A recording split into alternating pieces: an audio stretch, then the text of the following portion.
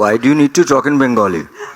বাংলায় কথা বলার কি দরকার এমন মন্তব্য করেই ট্রোল প্রসেনজিৎ। প্রতিবাদ করলেন গর্গ চট্টোপাধ্যায়ও। সত্যি কি বাংলা ভাষাকে অপমান করেছেন বুম্বাদা?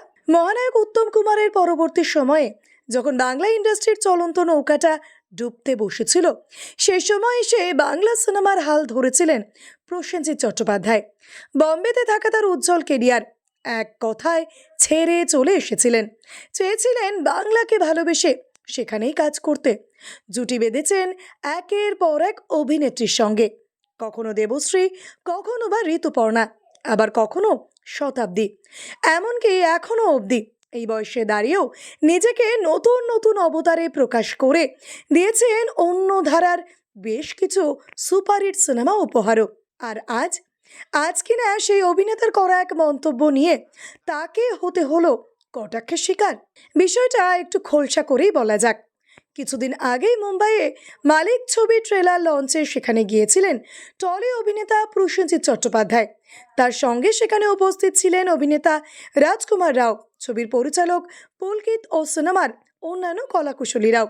আর সেখানেই এক সাংবাদিক যখন প্রসেনজিৎকে বাংলায় প্রশ্ন করেন, তখন সেই সাংবাদিককে মাঝপথে থামিয়ে অভিনেতা বলেন, "Why do you need to talk in Bengali?" যার অর্থ বাংলায় কথা বলার দরকার কি? ব্যাস, বোম্বাদের এই মন্তব্য নিয়ে এবার হইচই পড়ে গিয়েছে সোশ্যাল মিডিয়ায়। রীতিমতো দুভাগে ভাগ হয়ে গিয়েছে নেটপাড়া। একদল মানুষের দাবি বাংলাকে অপমান করেছেন প্রসেনজিৎ। বাঙালি অভিনেতা হওয়ায় তাকে বাংলায় প্রশ্ন করাটা কি ভুল ছিল? কেন বাংলায় না বলে ইংরেজিকে প্রাধান্য দিলেন অভিনেতা? এমনকি বাংলা পক্ষের সভাপতি গর্গ চট্টোপাধ্যায়ও এই বিষয়ে এক প্রতিবাদী চিঠিও লিখে ফেলেছেন।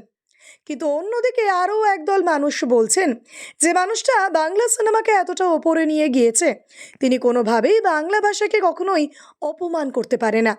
অনুষ্ঠানটা যেহেতু বম্বেতে হচ্ছিল আর সেখানে বিভিন্ন ভাষার সাংবাদিকরা ছিলেন, সেই কারণেই বোম্বাদা ইংরেজিতে কথা বলতে চেয়েছিলেন, যাতে তার বলা কথাগুলো সকলেই বুঝতে পারেন।